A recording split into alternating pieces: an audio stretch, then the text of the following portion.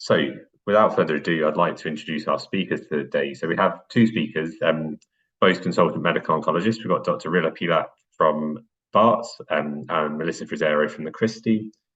Dr. Pihlak is a consultant oncologist at Barts, originally from Estonia, and she did a PhD in pancreatic cancer up at the Christie. Then went to the Royal Marsden GI unit and is now a consultant medical oncologist in GI cancers at St. Barts. And Dr. Frizziero is a consultant at the Christie who recently completed a lab-based PhD at the Manchester Institute on neuroendocrine tumours. They're both going to be presenting in tandem about cholangiocarcinoma. So without any further ado, I'll hand it over to Dr. Pihlak and Dr. Frizziero. We kind of took upon ourselves to tell you about everything that we think trainees should know about biliary tract cancers, and bits and bobs of things that we want you to kind of keep in mind.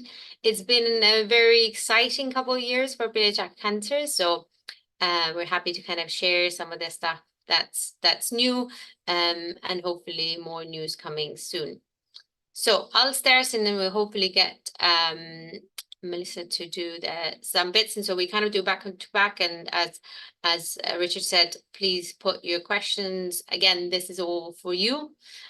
We already hopefully know this, so if you have any questions, we're very happy to go through whilst we talk or in the end as well. So what we're going to talk to you a bit about today is things like biliary cancer background, resectable disease, a bit of about locally advanced disease, mostly about metastatic disease, molecular subgroups, and a couple of extra things to keep in mind, and then some more exciting clinical trials that are going through. So very briefly, in terms of biliary tract cancer background, it's still considered as a rare cancer. The incidence is still less than 6, maybe some even say less than 4 per 100,000. But the incidence is increasing. There's various kind of questions behind why do we think it's increasing. There are definitely a group of patients, for example, who are having cholecystectomies and incidental findings of gallbladder cancers, but definitely we're hopefully doing better in terms of our diagnostics in general. But bits of this is largely still unknown why the incidence is increasing. However, the prognosis for a majority of patients is still very poor and still less than 1 year, and we'll tell you all about that data later on. And I think one of the things that I always have to emphasize about biliary tract cancer is that not all biliary tract cancers are cholangiocarcinomas. And I think it's very important, especially for trainees and all of our consultants, to remember that. So when we're talking about biliary tract cancer, we're actually talking about cholangiocarcinomas, which we classify as the intrahepatic and extrahepatic cholangios. Extrahepatic means anything outside of the liver, obviously, but that includes the perihylers. So what we used to call the Klatskin tumors, and some still do. But these are the kind of probably most complex biliary tract cancers that are very hard to manage from a surgical point of view and a stenting point of view. But just that you remember that everything extrahepatic includes perihylar and distal cholangios. And then obviously we also have the ampullary cancer, and Melissa's going to tell you a bit about the ampullary as well. But importantly is that whilst this is still the biliary tract, there's a lot of questions about whether ampullary cancer is a true biliary tract cancer. Some of it is definitely more looking like a bowel cancer, because obviously that's kind of where your small bowel is. And then the gallbladder cancer, which again, back in the day, we included all of this as the biliary tract cancers, meaning cholangiocarcinomas, extra and intra, gallbladders, and ampullary. So just that you remember, and if someone asks you, this is what we mean about this. And it's very important to look at this also in the context of all the trials that we're going to talk to you about. So when we're talking about symptoms and diagnosis of biliary tract cancer, the main issue and the main thing that especially has changed in the last couple of years is the tissue. Because back in the day, we were okay taking cytology and biliary brushings for diagnosis of biliary tract cancers, but that is not really acceptable anymore. And we have to remember that in our MDTs because we get plenty of that still. Because obviously most patients would get diagnosed with biliary obstruction or jaundice and would then get an ERCP, but we do have to remember our gastroenterology colleagues that we do need core biopsies, not only cytology. And as some of you probably know, that they can now, whilst they're doing ERCP, they can actually take micro cores as well. So that's, again, important in terms of what we're going to discuss about the molecular subgroups and others. But ultimately, if there's an opportunity, for example, for a more advanced disease to do liver biopsy, in all honesty, as an oncologist, that's kind of what we would prefer, because then that allows us to take a lot of more tissue than doing through the biliary drainage problems. Obviously, all patients would need a CT tap. They sometimes do get a liver MRI when, again, we have a bit more questions that are not answered by the CT, or even have an MRCP, depending on what their biliary obstruction situation is. PET is not actually indicated for all cholangiocarcinomas. It may be helpful in the questions when, if we are talking about obviously distant disease, is there not any distant disease, but ultimately PET isn't something that we would say is a mandatory for biliary tract cancers, which is different, for example, from pancreatic. TNM, important, is different between intrahepatic, extrahepatic, and gallbladder cancers. So if we're talking about the TNM staging, you just that if you are doing it yourself and you have no helpful radiologist, just remember the TNM staging is different for them. Obviously, we need to know the disease extent, and this is getting very important, especially when we're talking about extrahepatic cholangios or those Klatskin tumors, where there might be localized disease, but it's the vascular involvement and whether or not surgery would ever be an option. Obviously, all patients with biliary tract cancer should have CA19-9 measured. There are some patients that have also high AFP, and there is a subgroup of patients that are kind of HCC cholangio combined, and those would definitely need an AFP testing as well. Very important, and the things that we will mention throughout this is that optimal stenting is absolute key for biliary tract cancers. Again, majority of them will have very complex cancers needing a lot of stenting, and a lot of great gastroenterology interventional radiologist friends to kind of help with this, because this is a constant problem with all of the patients throughout their treatment and before their treatment. So it is something that's very important, and therefore MDT for biliary tract cancer is extremely important of how we do. So and issues and symptoms, and I think it's important to remember what actually a biliary tract cancer looks like, because if you're talking about the kind of extrahepatic or distal cholangiocarcinomas, and that kind of the major vessels that the celiac axis that can be involved can cause an extreme amount of pain. The duodenum, if you're kind of talking more ampullary, you can have a lots of gastric outlet obstruction because of the cancer invading into the duodenum.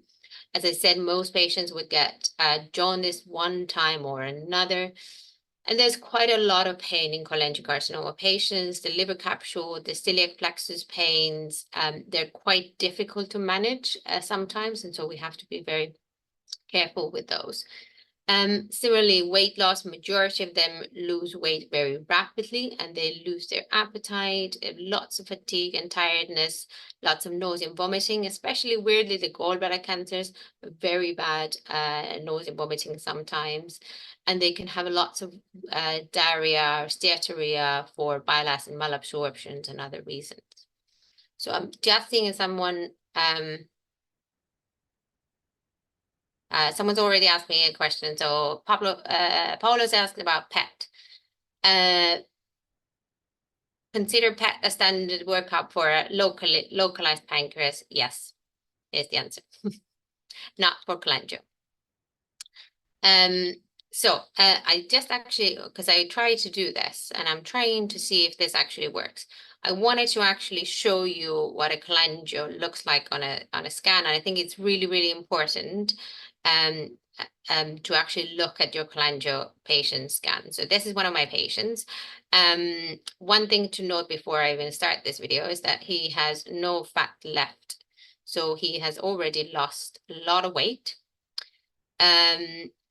And just to kind of show you what his liver looks like and where your problems can be, I hope you can see this. So importantly for this kind of liver pulling in, which is a very classic symptom for cholangiocarcinomas. And similarly, they would have issues of especially if it's an intrahepatic cholangio, it can be very full of cancer. And there's always a question, is there any biliary duct dilatation on the other parts of the liver? That's going to mean that what your LFTs are doing. That patient is very borderline. I'm trying to keep him very okay with his liver function, but it is bound to go off at one point, and we're just trying to keep him there. Sorry, Rille. The video didn't really play very well. I'm not sure. No, sorry. I am having a terrible time. But basically, you have to imagine a terrible cancer in the liver. But just have a look at your cholangiocarcinoma patients then. Sorry.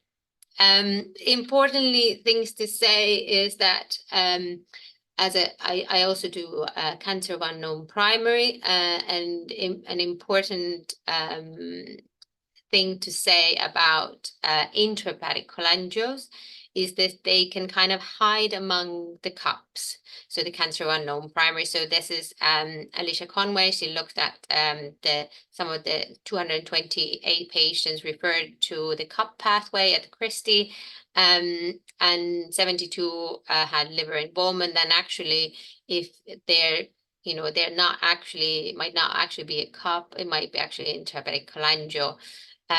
Because it's not always a very clear diagnosis. So just remember, if you have a cancer of unknown primary patients and their liver is full of cancer, that might be actually more intrahepatic cholangio. So one of the important things in terms of risk factors as well is that there's obviously those general risk factors, which is age, obesity, and things. But mainly for biliary tract cancer are things like primary sclerosing cholangitis. These are the patients that also have inflammatory bowel disease and might be under hepatology for PSC for years or decades, might even have kind of liver transplants and things. Similarly, any liver cirrhosis, and nowadays, obviously, non-alcoholic fatty liver disease is all a risk factor for cholangio, in addition to being obviously a risk factor for ACC. Very importantly for kind of endemic disease is that there's also a liver flukes that used to be in Southeast Asia and more South America.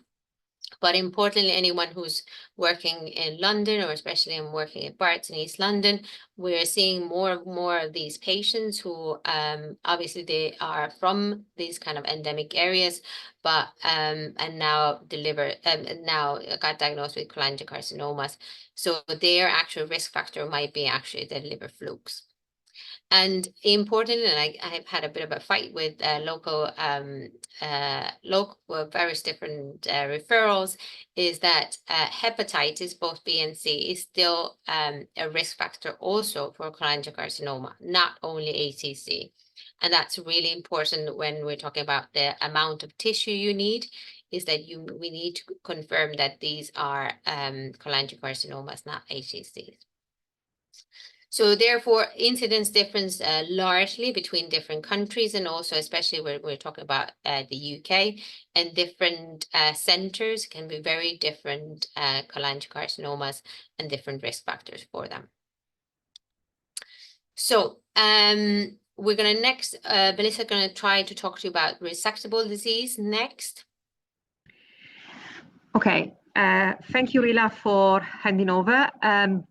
So I'm going to talk you through the resectable disease treatment, and then the locally advanced setting, and then the first part of the metastatic setting for the molecularly unselected patient population. So when we talk about resectable disease, as Rille said before, it is very important to discuss the case in a multidisciplinary meeting with the surgeons, the pathologists, and the radiologists. So the decision around whether the tumor is resectable or not is a key decision, because actually surgery remains the mainstay of curative treatment. You're the only possibility we can offer to this patient to have curative treatment. So once the patient is taken to surgery, after surgery, usually the histopathological sample is reviewed by specialist pathologists and discussed in the NDT again. And this, once again, is important for an adequate staging of the tumor. It's also important to have post-operative imaging, usually within a few weeks from the surgery. So it's very important to understand whether there is residual disease and also whether there is actually no metastatic, distant metastatic sites that might have developed between the initial investigations and the time of the surgery. So once this is confirmed to be a radically resected tumor, these are the ESMO guidelines, as you can see here. I'm not sure if I can, yeah, I'm trying to use the pointer. Not sure if you can see the pointer, but here we go. So these are the most recent ESMO guidelines published last year. You can see the recommendation from ESMO would be to treat these patients with adjuvant capecitabine. And this is based on the BILCAP trial. So the BILCAP trial was presented 4 years ago. So this was a randomized phase 3 trial where patients with curatively resected, radically resected cholangiocarcinoma, intrahepatic and extrahepatic, and gallbladder cancer with R0 or R1 resection were randomized 1-to-1 to receive capecitabine. Here we go. So it's capecitabine twice a day for 14 days consecutively on a 3-weekly cycle for 8 cycles. So a total of 6 months of treatment, or they were randomized to observation, which was at that point the standard of care. So you can see here, very importantly, patients with ampullary carcinoma were excluded from the BILCAP study, so were not recruited. So the primary endpoint of this study was overall survival in the intention to treat population. So for intention to treat population, we mean all the patients randomized, whereas when we talk about per protocol population, we're talking about patients who were, so the population where some patients were excluded, patients found ineligible after randomization, or that for some reason never got to receive capecitabine. So here you can see the results of the trial. These are some Kaplan-Meiyers. We have the median overall survival in the intention to treat population. So as you can see here, if you see here in the table below the Kaplan-Meier, you can see that the median overall survival in the capecitabine arm was around 50 months, as opposed to the observation arm, which was approximately 15 months shorter. However, if you see here, the hazard ratio was 0.8, but the P was not statistically significant. So actually, the BILCAP study didn't meet this primary endpoint, which was the overall survival. But if we look at the median overall survival in the per protocol population, you can see that it is confirmed to be a significant advantage of around 14-15 months. And this time the P is statistically significant with a reduction in the risk of death of 25%. So if you look at the recurrence-free survival outcomes, once again, we have a significant advantage when we give these patients capecitabine as opposed to not giving anything to these patients. We're looking into an advantage of about 7 months, which is statistically significant, and a reduction in recurrence-free survival of 25%. I want just to highlight that in spite of adjuvant treatment, if you see here, even at 5 years from diagnosis from surgery, you can see that the risk of these patients to have recurrent disease is of 60-70%. So this is an important question because I'm asked these questions a lot of time from patients coming to our clinic. So based on these exciting data, even if the BuildCap study didn't meet the primary endpoint, capecitabine became the new standard of care treatment in the adjuvant setting for patients with biliary tract cancer, excluding patients with ampullary adenocarcinoma. So how do we treat patients with ampullary adenocarcinoma after surgery? So evidence, there is not strong evidence. We have evidence from a phase 3 randomized trial, the SPAC1, which is quite an old trial from 2004. This trial included patients mainly with pancreatic adenocarcinoma and a proportion of patients with ampullary adenocarcinoma. And this trial showed that giving 5-FU-based chemotherapy to these patients in the adjuvant setting was significantly superior to just following up these patients after surgery. Once again, this only included a small proportion of patients with ampullary cancer, but based on this trial, the conclusion was that chemotherapy is beneficial for patients with Pihlak and ampullary cancer after surgery. So then we moved to the phase 3 SPAC3 trial, which was published 6 years later, when we looked at 5-FU versus gemcitabine for 6 months, only in patients with ampullary carcinoma after radical resection. And you can see that there wasn't a significant difference in overall survival or progression-free survival between 5-FU and gemcitabine. So either options are considered good options for patients with ampullary cancer. So what we do in clinical practice, in our practice at the Christie, we usually give patients gemcitabine, but there are a number of retrospective studies, is not strong evidence, but they look basically at differences in histopathological subtype. So it looks like some ampullary carcinoma have a histopathological subtypes closer to pancreatic cancer, and others, they have a histopathological subtype closer to intestinal cancer. So the first subtype, closer to pancreatic and biliary cancer, the recommendation would be, according to these studies, to treat them with gemcitabine, and the and the subtype more similar to intestinal cancer should be treated possibly with a 5-FU-based chemotherapy. Once again, there is no strong trial supporting this recommendation, but in the standard practice, you can use either 5-FU or gemcitabine for these patients. So some retrospective studies suggest a potential road for radiotherapy after completion of chemotherapy in the adjuvant setting for patients with ER1 disease. This practice varies according to different cancer centers, treating centers, but there's still no randomized evidence and strong clinical trials supporting this in the adjuvant setting. So if we now move to the locally advanced setting, so in the locally advanced setting, we're talking about a biliary tract cancer, which is not amenable to surgery, but in the absence of distant metastasis. So in this setting, we still treat, the only standard of care treatment is systemic treatment as in the palliative setting. So we're talking about a palliative setting. So we would treat these patients similar to patients with metastatic disease. So I'm going to talk about a bit more about treatment for the metastatic disease in a couple of minutes. There are some options in terms of local regional treatment for locally advanced biliary tract cancer. This is not standard of care. These are options that could be considered when we have small volume disease in the liver, and we are talking about intrahepatic cholangiocarcinoma. So, for example, when lesions are below 3 centimeters in largest diameter, we can consider radioablation. And there are some evidence from retrospective studies showing that this could be beneficial for these patients. And once again, when we have intrahepatic cholangio with limited volume disease, we can consider SABR, which is a type of external beam radiotherapy. There is an ongoing trial, so the trial actually is completed. This is the ABC07 clinical trial, but the results are still awaited, and we're looking forward to the results of this trial.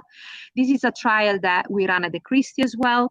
It's a trial with patients with intrahepatic cholangio, extrahepatic cholangio, and ampullary adenocarcinoma were randomized to receive cisplatin and gemcitabine for 6 cycles. And then they were randomized 2-to-1 to receive 2 more cycles of cisplatin gemcitabine as per standard of care in the palliative setting or SBRT.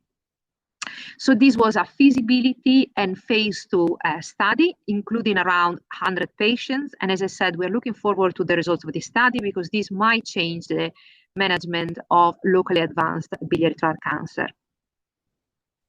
Sorry, Melissa, just a quick question from the audience, if that's all right.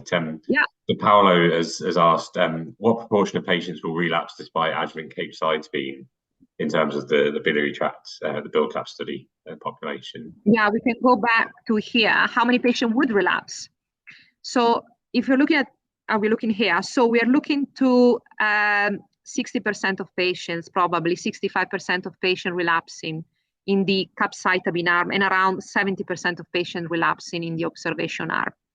So the difference is not huge. I think we need to look about, I think the main message here is the overall survival, because if we go back and we look at outcomes on the long term, obviously the treatment given in the palliative setting is going to make a difference as well. It's going to impact the long-term survival as well. But if we look here, I think what is very striking is the long-term survival difference is around 15 months. We're talking about a disease where the prognosis is measured in a few years, so it can make a big difference. But I think the main message here is capecitabine delays the recurrence. So might reduce the risk of recurrence a little bit. Probably some can argue that is not a significant difference clinically, but mainly delays the recurrence of disease. Did I answer the question? Yeah, I think that's perfect. Thanks. Yeah.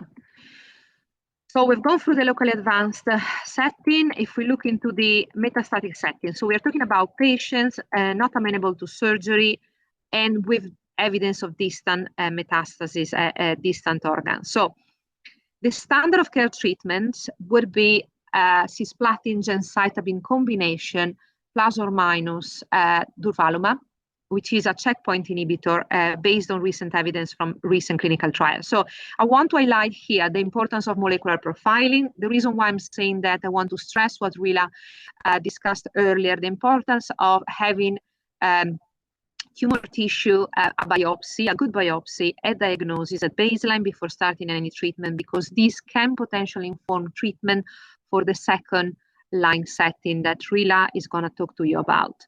So once we have confirmed metastatic disease, we have a pathological confirmation of biliary tract cancer, and we have a good biopsy that we send it out for molecular profiling. Rille will talk you through what kind of analysis we can run on this biopsy, and then we can consider patient for systemic treatment. Just as a reminder, gemcitabine remains a good option for patients with performance status ECOG2. So patients that we are talking about, patients with a significant reduction in their daily activity, but they are still able to be up and about, at least around the house, for more than 50% of their waking hours during the day. So these patients might not be fit enough to receive a double or a triple drug combination treatment, but they can benefit from gemcitabine. So the first trial showing the advantage of giving patients a double combination chemotherapy as opposed to a monotherapy was the ABC2 trial. This was led by our former team lead, Professor Valle, here at the Christie Hospital.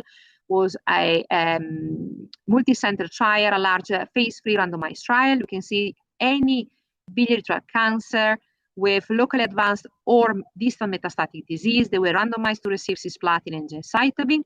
So this is the schedule. It's different from the one used in non-small cell lung cancer. Just to show, I want to highlight these. So it's 25 milligram per square meter on day 1 and 8 on a 3-weekly schedule. And gemcitabine is 1,500 milligram per square meter with the same schedule for 8 cycles. So a total of 6 months, as opposed to monotherapy with gemcitabine. This is the standard gemcitabine schedule. So if you look here, the overall survival, there was a significant advantage for the combination with a median overall survival approaching 12 months. And same goes for the progression-free survival, an advantage of 3 months in progression-free survival. And based on this trial, the ABCO2 cisplatin gemcitabine in 2010 became the standard of care as first-line treatment for patients with locally advanced and metastatic biliary tract cancer. So this is an important retrospective analysis, which was led once again by the Christie Hospital, by our team at the Christie. So they looked at toxicity and survival outcomes in patients receiving cisgem combination within ABC trials. So there have been over the years a number of ABC trials. And our colleagues here at the Christie, they look at the specifically those patients receiving cisgem and with high bilirubin. So with a bilirubin which was 1.5 times at least above the upper limit of normal at baseline, so before starting treatment. So usually this is discouraged, but we have a large proportion of patients coming to our clinic with this situation. And this might be related to the fact that they have biliary dilatation, so they need biliary stenting, or it's just because the liver is by large part replaced by the tumor. So you can see here in this picture, for example, to be honest, I can't see a big deal of biliary dilatation in this picture. Please correct me if I'm wrong. But what we are showing here mainly is a liver which is largely replaced. So there's no room for biliary stenting in this case. Either way, you can see that the median bilirubin was here 55. We know that the upper limit of normal usually is between 20 and 30. In our center is 20, but up to 30 is considered acceptable. Here the median was 55, but it went all the way up to above 200. So you can see that the majority of these patients needed biliary stenting, and other patients we couldn't fit any stenting because they were replaced by the liver, by the tumor.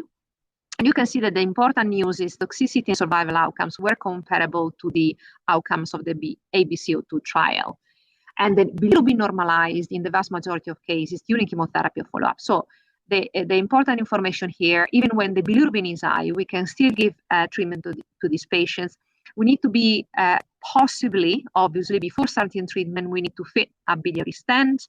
As Rille said, this is very important because it prevents stopping treatment due to recurrent biliary infection. And this biliary infection can escalate to sepsis and may require hospitalization. So we want to avoid that as much as possible.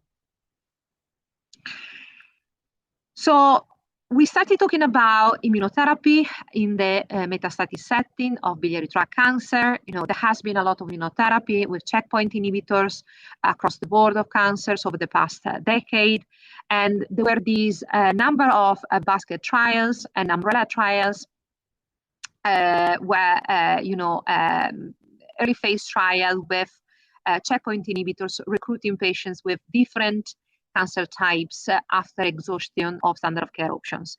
So this is a combination disease analysis combining two keynote trials with pembrolizumab, which is an anti-PD-1 inhibitor, and they look specifically at patients with biliary tract cancer, and they saw that basically around 10% of patients with biliary tract cancer, heavily pretreated patients, regardless of the PD-L1 expression status, they responded to pembrolizumab.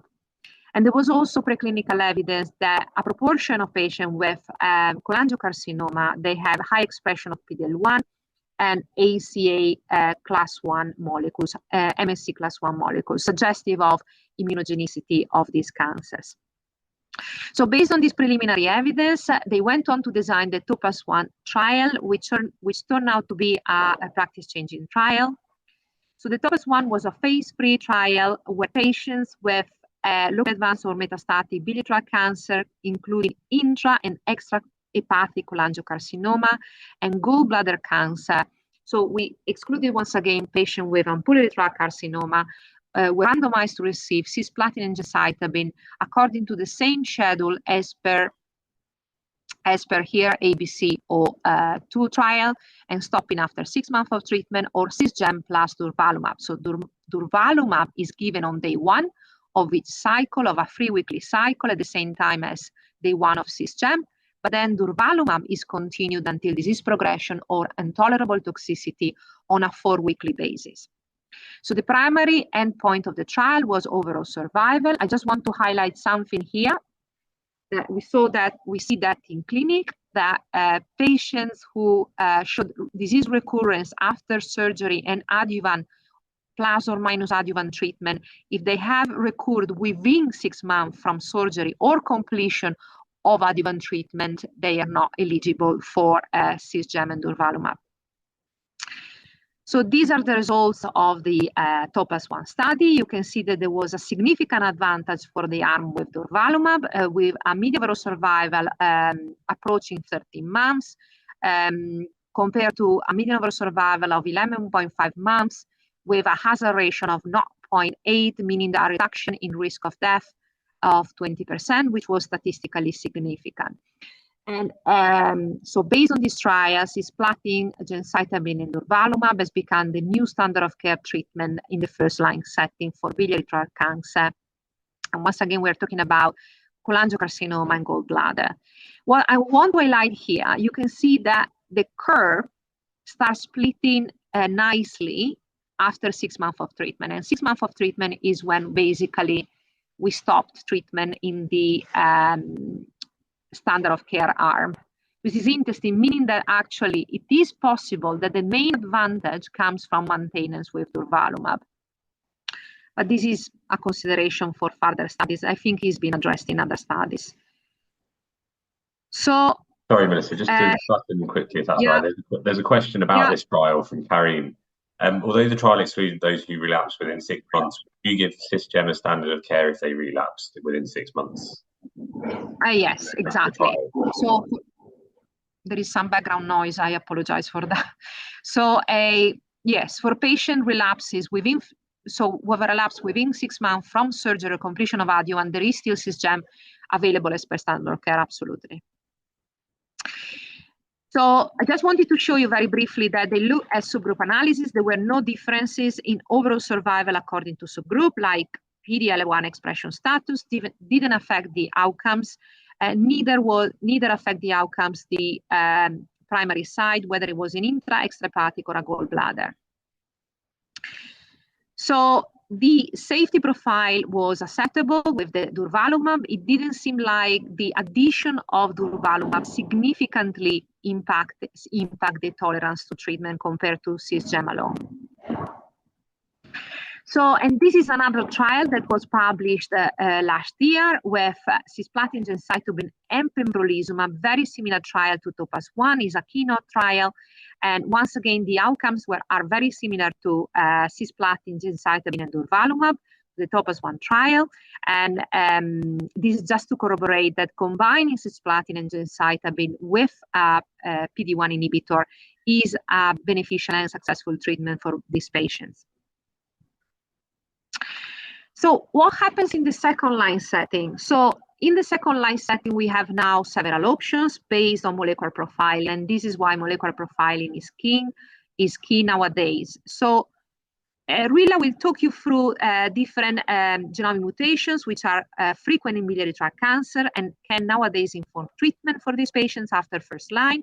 But I'm going to focus only on all comers, which are patients with no mutations in genomic profiling, or B, patients where the tumor tissue wasn't sufficient for good quality genomic profiling, so we don't know if they have any actionable mutations. Patients, sometimes they can access genome profiling through liquid biopsies. There are some commercially available platforms that they can access, but obviously they need to pay for it, or sometimes within clinical trial, they can access liquid biopsies platform. But for those patients that we have no information around actionable mutation or with no actionable mutation, chemotherapy still remains the only treatment options upon progression after cisgem. So second line treatment for advanced stage biliary tract cancer. So we have the ABC06 trial, another international trial, randomized trial led by the Christie, the treatment the Christie.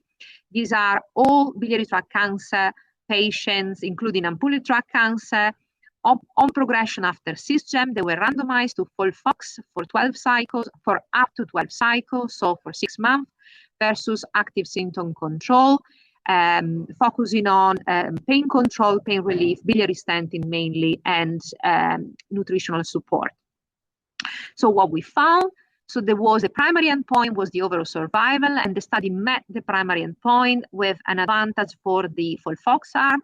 You can see that actually whether this is a clinically relevant advantage or not is a matter of debate. It's just a month advantage in a median overall survival, but it was statistically significant.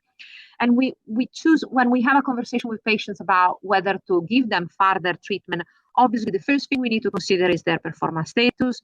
If the performance status is 2 or more, probably treatment wouldn't be the best option for these patients. We also always need to take into account adverse events with chemotherapy. And also, especially with FOLFOX, there is a risk of neuropathy that can affect the quality of life of these patients.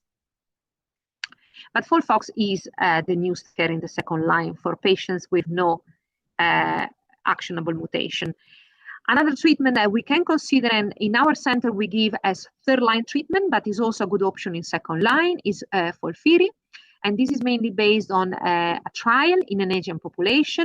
Once again, patients on progression after cisgem, they were randomized to receive liposomal irinotecan and 5-FU and leucovorin versus 5-FU and leucovorin. And once again, there was a statistically significant difference. The median progression-free survival was 6 months longer for patients receiving a 5-FU irinotecan combination. And there was also a significant advantage in overall survival. The progression-free survival was the primary endpoint, so the trial met the primary endpoint and is as well as standard of care in the advanced setting after cisplatin etoposide. I just want to remind the audience that our challenge with cisplatin and gemcitabine in patients with good response to cisplatin and gemcitabine in the first line setting, especially if they progress more than 6 months after completion of first line therapy, is also an option. And now I'm gonna hand over to Rille for the second part of treatment in the metastatic setting based on molecular subtyping. Thanks, Melissa. So this is where it gets exciting. You've heard about basically all the first line trials and durvalumab, which has been the most exciting thing in all comers. But now we're going to talk to you about the molecular subgroups in biliary tract cancer. So I think one of the most important things to say is that when we're talking about, again, the different biliary tract cancers, and we have to remember they're kind of actually different types of cancers. We've clumped them together in various different trials, and there is some similarities, but even the risk factors for them and what they look in terms of their molecular profiling is actually quite different. So, for example, if we start, for example, from the bowel side and go to the ampulla, as Melissa said, there is a bit of a different kind of molecular characterizations, but also on histology, we can sometimes say that these are looking more bile duct, these are looking more small bowel cancers. And similarly, when we've looked at ampullary cancers and the molecular characters, molecular alterations, these are looking much more like a bowel cancer type. So you got your normal KRAS mutations, your MET amplifications, your Wnt pathway mutations, a bit of HER2 amplifications, but ultimately none of the more exciting ones. Then when we get to more hilar or distal or extrahepatic cholangiocarcinomas, again, you got coming more towards the biliary tract cancer. Importantly, they have more HER2 amplifications and some ARID1A mutations, which can be a potential for DNA damage repair pathways, but very little, if any, IDH1 mutations. And again, I think most of IDH1 mutations seen in extrahepatic are usually a misrepresentation, really, because we got the primary wrong. And then when we talk about gallbladder, again, is looking quite different. Gallbladder is, there's up to even 20% of gallbladder cancers are actually HER2 amplified. There is more TP53 mutations, some KRAS mutations, but a lot less than what we would talk about in ampullary. And then where it gets actually very exciting is the intrahepatics. And this is where you have to remember these are the kind of the ones that are constant inflammation in the liver that's causing some of these cancers. And this is where we find the FGFR2 fusions, the IDH1 mutations. FGFR fusions probably up to 15%. IDH1 anywhere between 5 to 15 to somewhere even 20%. And some BRAF mutations and others. So what I want to say with this is that it's very important to actually show you that there's various different mutations depending on where and what kind of cholangiocarcinoma or biliary tract cancer it is. So different mutation, different parts, but similarly, the FGFR fusions and the IDH1 mutations are mainly intrahepatic, and this has been looked at in some of the trials where there could have been some extrahepatics in there, but it's actually very rare and likely actually not really true. And the HER2 positivity is mainly in gallbladder, some extrahepatic and ampullary. Again, those that are looking more similar to kind of the bowel side. And usually, not absolutely always, but usually FGFR fusions and HER2 are mutually exclusive, similarly to like gastric cancer. So what do we do and what do we test? So interestingly, the NCCN guidelines have actually told you based on the anatomic subsite which mutation you should test. For example, they do not test for FGFR and IDH1 in gallbladder at all, but mostly you would kind of test the same. So you do your NTRK, MMR, TMB, because this is the US, BRAF, FGFR, IDH1, HER2, and RET. So when we're looking at them, at the amount of alterations and in these and the kind of how prevalent they are in biliary tract cancers, obviously the very rare ones in NTRK, probably one of the least NTRK positive cancers in GI cancers. So we say less than 1%, but yet to find one. Their MMR is probably 1 to 3%. TMB high is again less than 5%. There can be BRAF mutations around 1 to 5%, again more on the gallbladder and extrahepatic side. And then the FGFR up to 15% of the intrahepatics and IDH1 mutations up to 20% of the intrahepatics. And HER2 amplifications, as I said, up to 20%, depending on what part it is, but mainly gallbladder and extrahepatic, and RET fusions are, again, extremely rare. So these are the American guidelines, and they do always a lot more than what we do. So in the NHS, the National Genomic Test Directory for cancer, for cholangiocarcinomas, and they don't actually define what is a cholangiocarcinoma, so you can kind of pick and choose. But you would, the funding is for NTRK, MMR, IDH1, and FGFR. Very importantly, and when we're talking about molecular testing, and some of you, when you request these, have already noticed this, but IDH1 is a DNA mutation, and FGFR is a fusion, so it needs an RNA testing. So if you are clicking on your form, it's very important to click both, because obviously with just doing one, you don't actually get both results. MMR is usually done as standard care for on IHC for all GI cancers. But ultimately, just that you remember that we need now enough tissue for all of these. So just that, again, when we're going back about how much tissue we need IHC for MMR, we will need DNA for IDH1, and we need RNA for FGFR2. And again, unfortunately, we still, even with good tissue, we still keep failing these. So just that you remember that. So the most exciting things that probably happened is in FGFR inhibition. There's been various different FGFR inhibitors previously investigated and currently investigated. These are, again, you have to remember, they are all mainly FGFR2 fusions.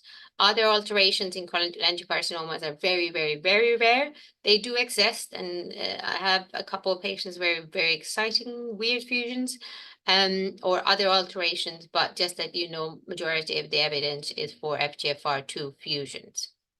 Again, which is different, for example, when we talk about gastric cancer. Pemigatinib, infigratinib, and putibatinib are all FDA approved.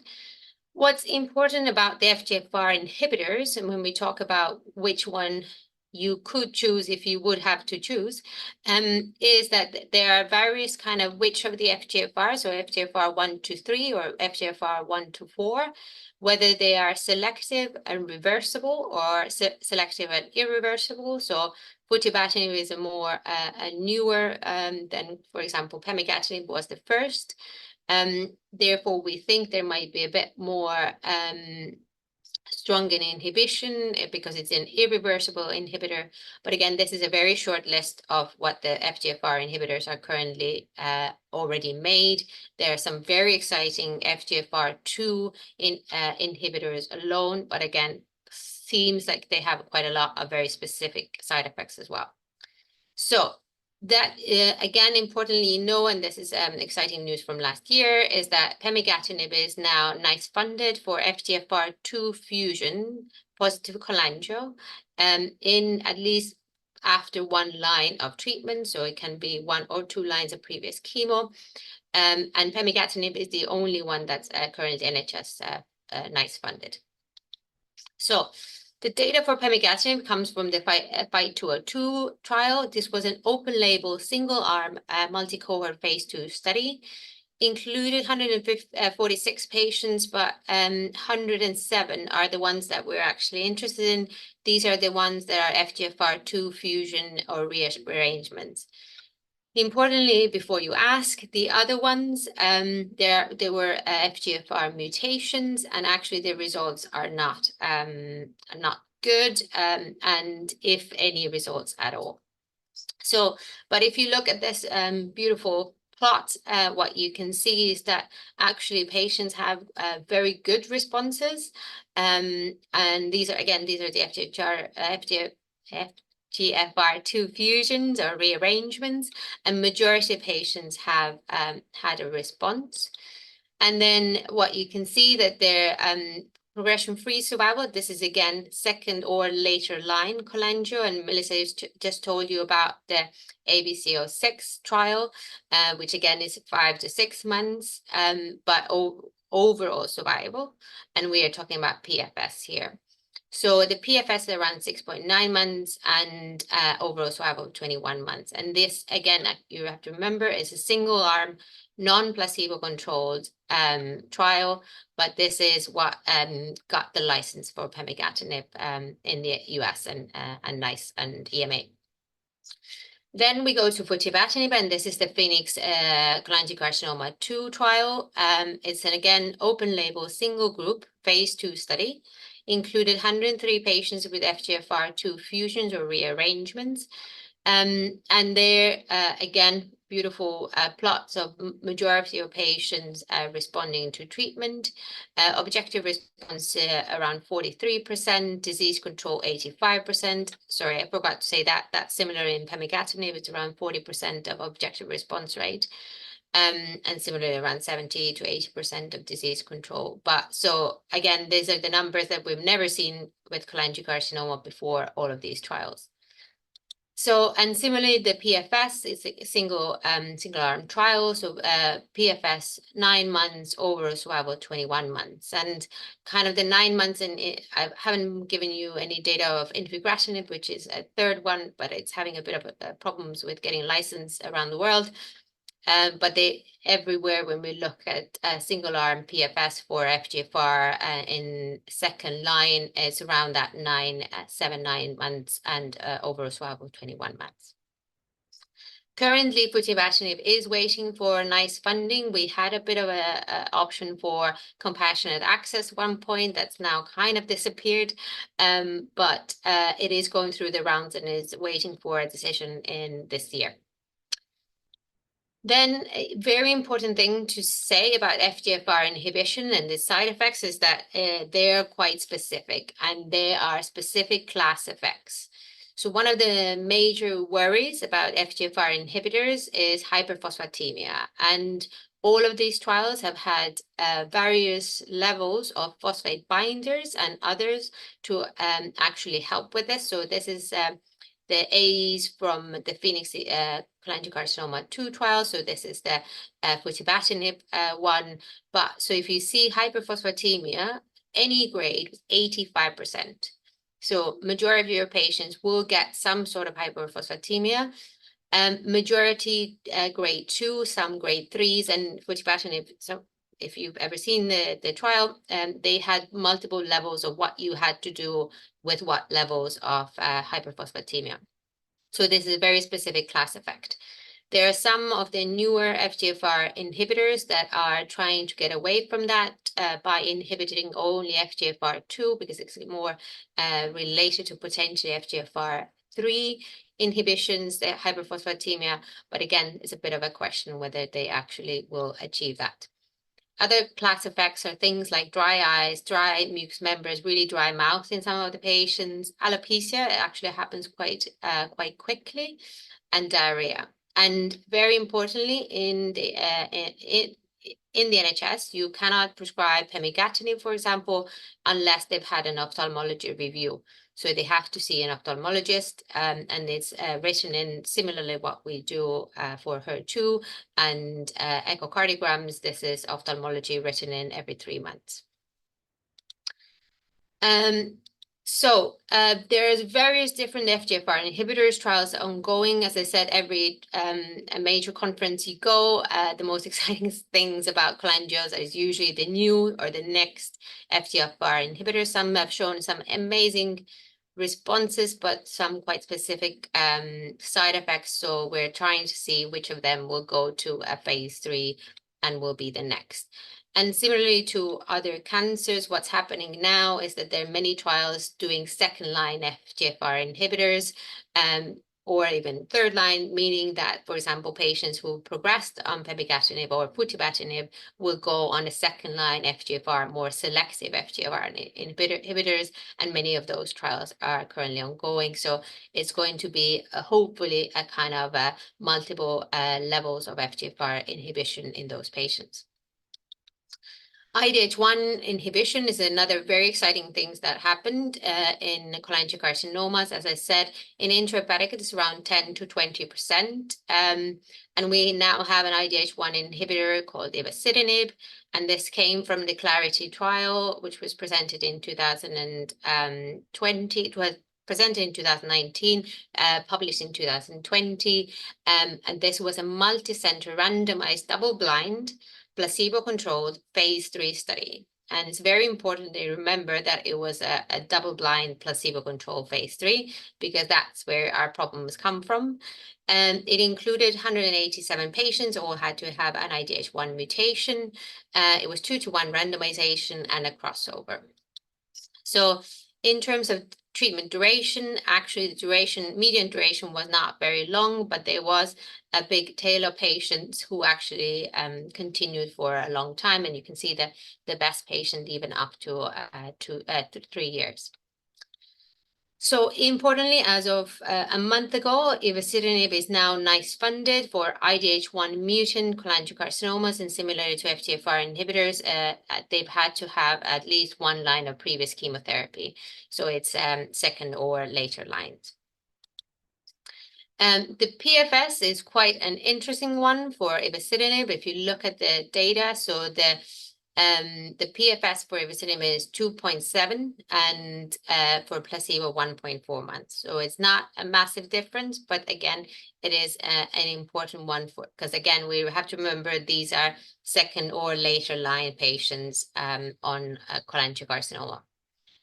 Very importantly, and why this trial had quite a lot of problems in terms of getting ivosidenib funded in EMA, NICE, and in the US, was what they did in terms of their overall survival data is that they showed an overall survival data. Overall survival of the ivosidenib was 10.3 months. The placebo was 7.5, but included those who obviously crossed over.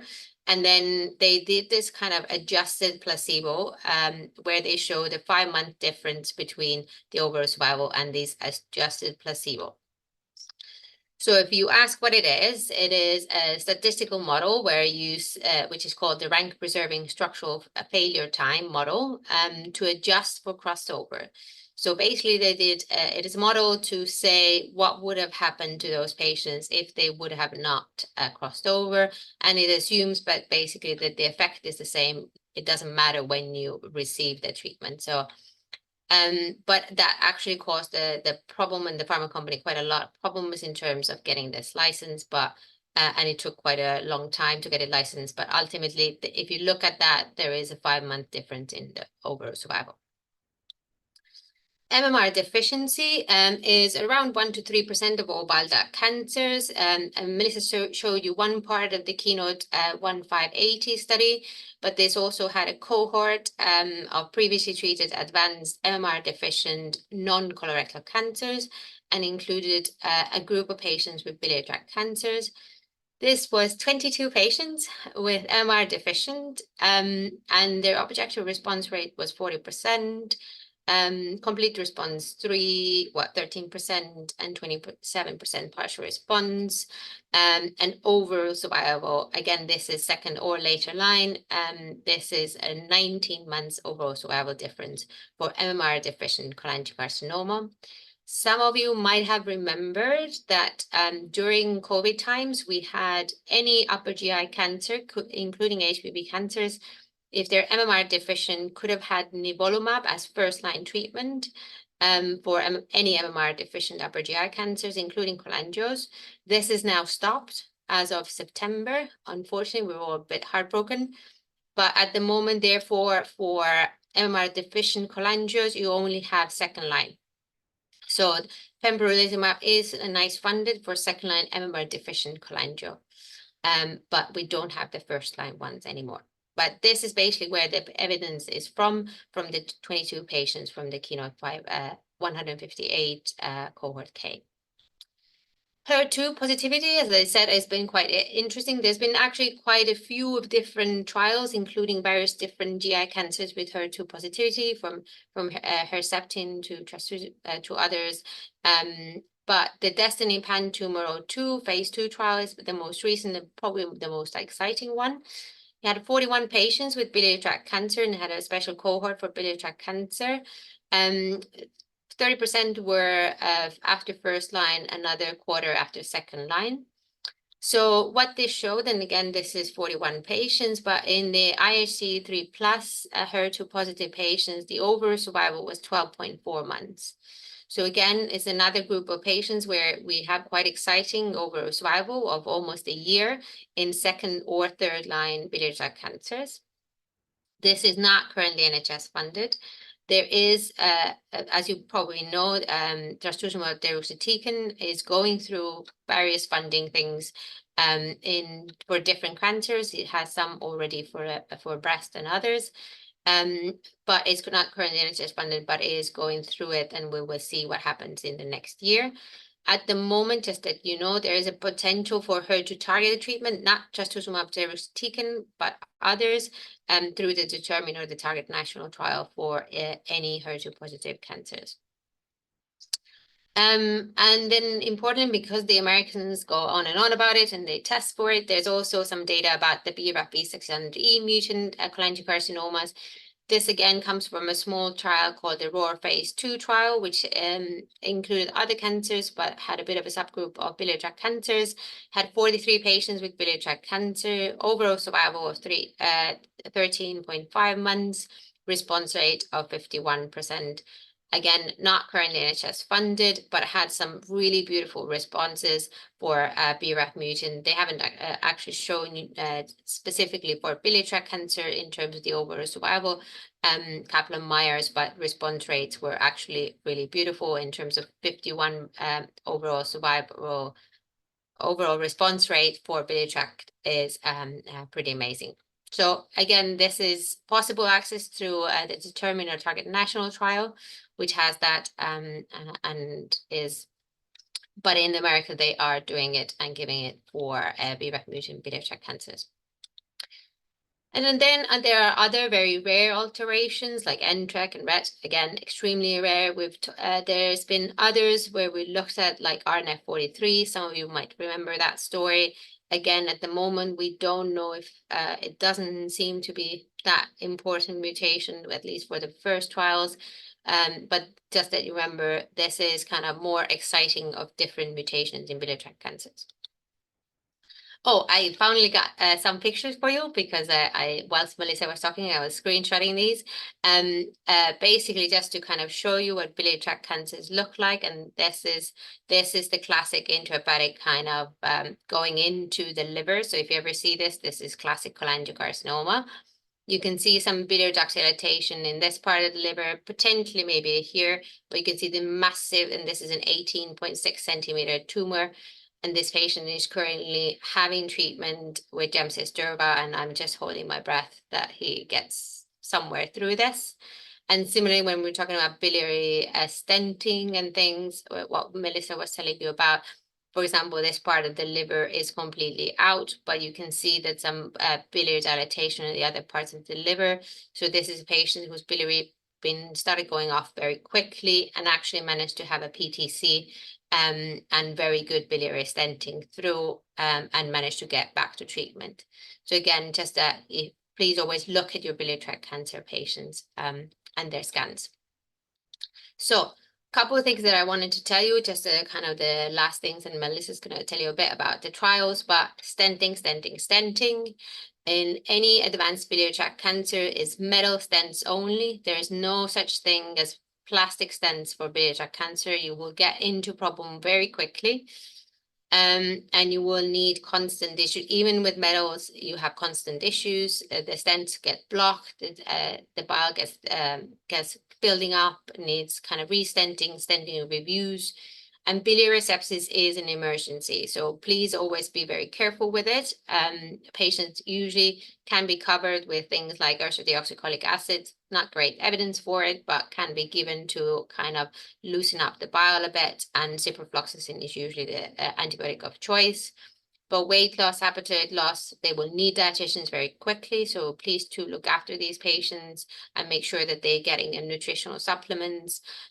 Pain, as I told you about, diarrhea is quite interesting in biliary tract cancers. There can be bile acid malabsorptions, especially who had lots of stent changes or resections. Can be a lot of bacterial overgrowth, pancreatic exocrine insufficiency in extrahepatic cholangiocarcinomas. And again, as in every slide and trial we've shown you, the time is limited. Please talk to them about prognosis. So I've made you a little to-do list. And again, just to highlight the MMF, which is a cholangiocarcinoma charity. They have great patient support information, but please always check liver function and teach the patients. So my patients know this quite well now. They need to check their urine, they need to check their eyes, they need to know when something is going off. We need to be quick with biliary obstruction. They know that they have to call when things are getting bad. Please be very aggressive with pain medication. It can be really painful. Gallbladder cancers, especially when they're more prone to go to the peritoneum, that can be, again, very painful and very aggressive cancer. Nutrition, appetite, again, I'm very keen to try some dexamethasone for those patients. And nausea can be really hard to manage. I have a couple of patients on syringe drivers for antiemetics because of this, but we need to get on top of this. And again, quality of life is very important. So please emphasize that. We have a question in the meantime, Rille, in the chat. I think they're asking about what is the acceptable cutoff for biliary chemotherapy? Is less than 50 and less than 30. Less than 50 is where I start getting worried in terms of how quickly it's going up. So if they tell me the patient's coming for Gemcis today, day blah blah, bloods are this, are they okay to go ahead? Then the question about whether they can go ahead with treatment is fine, but is how quickly it's going up. So if it was 7 last week and it's 50 now, you know by next week it's going to be 100. So you know that it's the trajectory of it is going to be quick. In terms of what's the highest bilirubin we've ever given Gemcis with, as Melissa said, we can, and I think the idea of it is that if you have what we call kind of, what you call in breast cancer, like the luminal disease, right? Where you have disease that if it would melt away, you would get your bile ducts working, then I think it makes sense to treat them even in high bilirubin. But I do consent them to extra risk of death, and I have very different conversations with them about the risk of death and whether they want to try chemotherapy or they will die anyway, or they might die quicker. So it's a very different conversation. I wouldn't do this for my bowel cancer patients usually. I wouldn't do this for other cancers, but it's very specific for biliary tract cancers. So, okay, so I'm going to briefly touch upon relevant clinical trials in the interest of time. Just to stress what Rille said before, there is a large amount of clinical trials ongoing right now in biliary tract cancer with targeted therapies and also with immunotherapies. So what I'm going through with you today is our clinical trials that I believe are relevant for two reasons. So first of all, they are trials that maybe are completed and we are waiting for the results because they may change our practice, or because they are nationwide trials available in the UK that you could consider for your patients. So the first trial is the ACP trial in the adjuvant setting. So this is a trial which was designed to randomize patients to receive cisgem or observation alone. So bear in mind that the trial was started before the publication of the BILCAP study. So later on it was amended, and the standard control arm was amended to receive capecitabine instead of observation. So this is an important trial that can inform practice moving forward, and we are waiting for the results. So this, watch out for the ACP-1 trial. In the localized setting, just to go back, just as a reminder about the ABC07 trial, this is completed again, and we are waiting to see the results for patients without a distant metastasis. In the metastatic setting, we have an interesting trial. I find it very interesting. I think it's a strong trial, the FIGHT 302.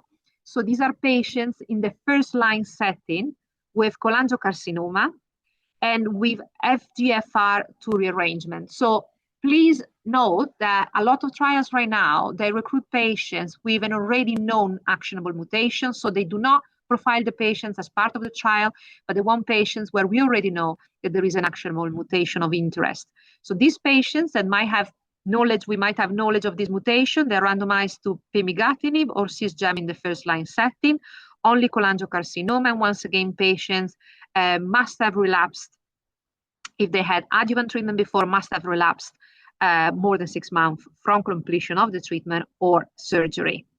So we are waiting to see, I think, yeah, I'm not sure, yeah, I'm not sure for how long we will be recruiting in this trial. And the other drawback of this trial is the control arm now, cisgem, is no more the standard of care treatment. So I'm not sure what's going to happen with this trial, but possibly it's going to be an interesting trial. ABC12 trial. So the ABC12 trial is a non-commercial trial, is an academic trial, which is led by Dr. McNamara here at the Christie Hospital. This is actually a translational trial. So this is a phase 2 single-arm trial. Patients are going to receive standard of care cisplatin, gemcitabine, and durvalumab.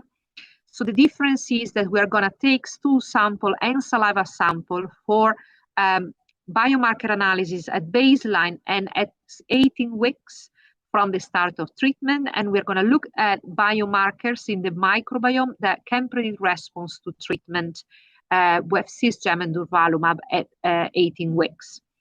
So this is a trial that was very interesting and very useful to have here at the Christie and across the country when durvalumab wasn't approved as per standard of care. Now things have changed, but we're still trying to recruit patients into this trial to have some insight into biomarker of response to combination treatment. Then we have the Porcupine 2 trial. So this was a big trial with a modular structure, and module 2 of the trial, it recruited patients with biliary tract cancer after exhaustion of standard of care options. This is a trial with a Wnt inhibitor. So the Wnt pathway is hyperactivated in biliary tract cancer. So this trial is with a Wnt inhibitor and pembrolizumab. This is another interesting trial, which is available in the UK. And once again, the results of this trial will be, I will be looking forward to seeing the results of this trial.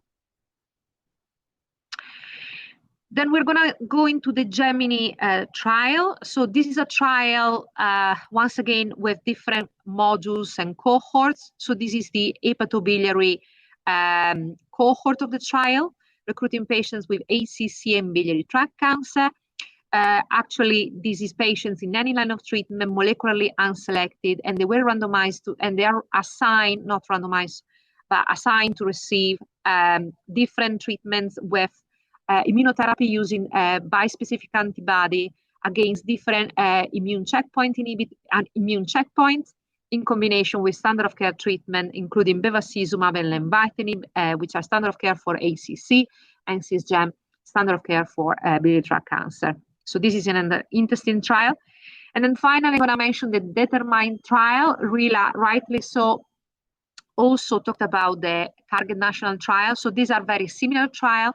They're both CRUK funded trial, academic trial.